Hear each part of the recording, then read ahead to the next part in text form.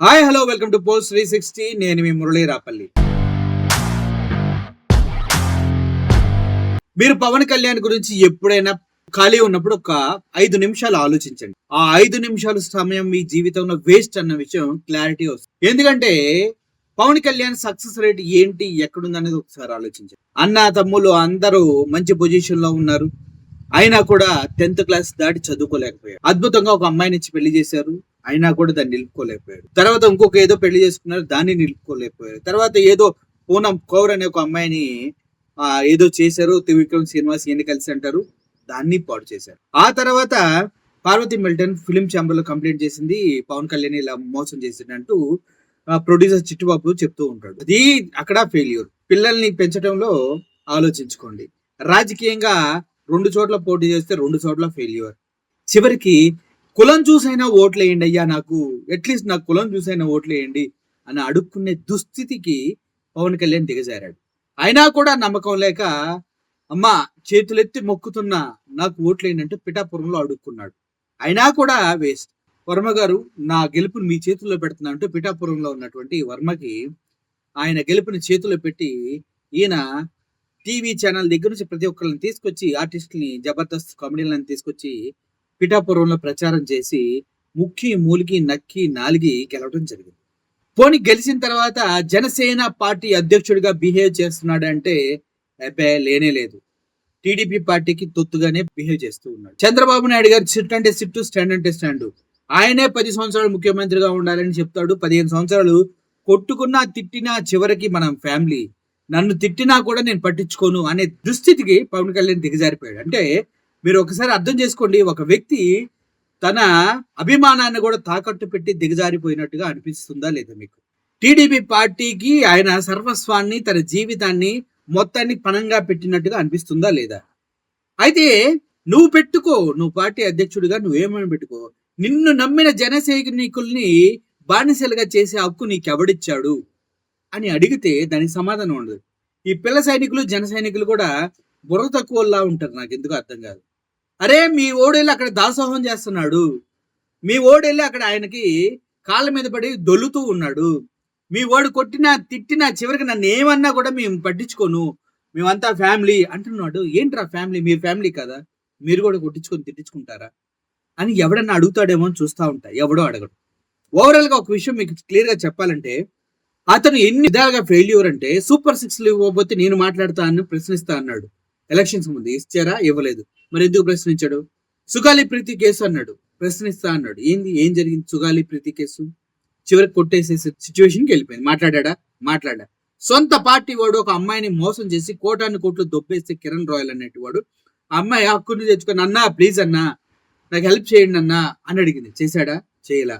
ఇలాగా చాలా మంది అతని దగ్గరికి వెళ్ళిన వాళ్ళ వరకు నారాయణ ఇన్స్టిట్యూట్ ఆఫ్ కాలేజెస్ లో, స్కూల్స్, ఇంటర్ కాలేజెస్ లో ఒక అమ్మాయి చనిపోతే ఒక ఆవిడ పవన్ కళ్యాణ్ దగ్గరికి వెళ్ళి అడిగిందంట, ఏంటి సార్ నా కూతుర్ని ఇలా చంపేశారంటే, అమ్మ చనిపోయిన కూతుర్ని ఎవరు తీసుకొస్తారు చెప్పు అని అడిగాడంట. అంత దరిద్ర భావజాలంతో కలిగిన వ్యక్తి ఒక రాజకీయ పార్టీని నడుపుతూ ఇంకో రాజకీయ పార్టీకి దాసోహమై బతుకుతూ సెల్ఫ్ రెస్పెక్ట్ లేకుండా, ఇండివిజువాలిటీ లేకుండా, తన పార్టీ పట్ల తనకి చిత్తశుద్ధి లేకుండా తన కేడర్ మొత్తాన్ని జెండా కూలీలుగా తయారు చేసి ఈయన ఒక కూలీగా అక్కడ పనిచేస్తూ అసలు విజన్ లేకుండా బ్రతుకుతూ ఉన్న పవన్ కళ్యాణ్ని ఏమనాలి మనం? ఎలా చూడాలి? ఆయన ఒక రాజకీయ నాయకుడిగా చూడాలా, అవకాశవాదిగా చూడాలా? అవకాశం ఉన్నప్పుడు చెగువీర నక్సలెట్ భావజాలాలు, మా ఫాదర్ నక్సలెట్ అంటే ఇష్టం, ఇలా ఎన్నో చెప్పుకుంటూ వచ్చిన వ్యక్తి చివరికి సనాతన అంటూ కాషాయం వేసుకొని కొంగు కప్పుకొని సో కాల్డ్ బీజేపీ పార్టీకి బానిసలా మారిపోయాడు. ఇక్కడ ఏంట్రా అంటే టీడీపీకి బానిసగా మారిపోయాడు. బానిస బతుకులు బతకడానికి రాజకీయాల్లోకి వచ్చినట్లయితే మీకన్నా చిరంజీవి గారు చాలా గ్రేట్. దిల్ దారుగా పార్టీ పెట్టాడు, 18 సీట్లు గెలిచాడు ఒకే టైంలో, కాంగ్రెస్ కి అమ్మేశాడు, డబ్బులు చేసుకున్నాడు, హ్యాపీగా బ్రతికేస్తున్నాడు అంటూ బయట వార్తలు వస్తాయి. పవన్ కళ్యాణ్ కన్నా చిరంజీవి చాలా గ్రేటు, ఎవరికి బానిసగా బ్రతకలేదు, ఆయన దిల్ దారుగా బతికాడు. కానీ ఇంత దిగజారుడు బానిసత్వం బ్రతుకులు ఎందుకు? కేవలం జగన్మోహన్ రెడ్డి అధికారం రాకుండా ఉండటానికే అని చెప్తున్నాను కదా. మరి జగన్మోహన్ రెడ్డి చేసిన పథకాలని ఎందుకు చెప్పుకుంటున్నారు మీరు?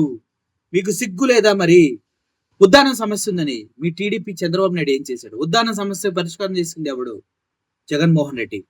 ఎంతో మందికి దగ్గరగా పరిపాలన తీసుకెళ్లి ఇంటింటికి సంక్షేమం ఇచ్చింది ఎవరు? జగన్మోహన్ రెడ్డి. మెడికల్ కాలేజీలు కట్టింది ఎవడు? జగన్మోహన్ రెడ్డి. కోర్టులు కట్టింది ఎవడు? జగన్మోహన్ రెడ్డి. వాలంటరీ వ్యవస్థని పటిష్టం చేసి ఆర్బీకే సెంటర్లని పటిష్టంగా నిర్మించి కొన్ని వేల ఆర్బీకే సెంటర్లు, కొన్ని వేల గ్రామ సచివాలయాలు నిర్మించింది ఎవడు? జగన్మోహన్ రెడ్డి. అటువంటి దమ్ము దిల్దార్ ఉన్న నాయకుడిని ఓడించడానికి నువ్వు తొత్తుగా మారి బానిసగా మారి ప్రయత్నించాలా పవన్ కళ్యాణ్? మరీ ఇంత దిగజారాలా? మరీ ఇంత చీప్ గా బిహేవ్ చేయాలా? బయట ప్యాకేజీ అంటున్నారా? నీ చెవులకు వినిపించట్లేదా? నెల 35 కోట్ల ప్యాకేజీ టీడీపీకి బానిసగా బతకడానికి అంటున్నారు. అది మీకు అర్థం కావట్లేదా? బయటకు వచ్చి మీరు సొంతగా మీ కాళ్ళ మీద మీ పార్టీ నిలిపించి ముందుకు తీసుకెళ్లే శక్తి, దమ్ము, ధైర్యం లేనప్పుడు మరి పార్టీ ఎందుకు పెట్టాం? ఇలా బానిసగా బ్రతకడానికి పార్టీ అవసరమా అని ప్రశ్నిస్తూ ఉన్నారు.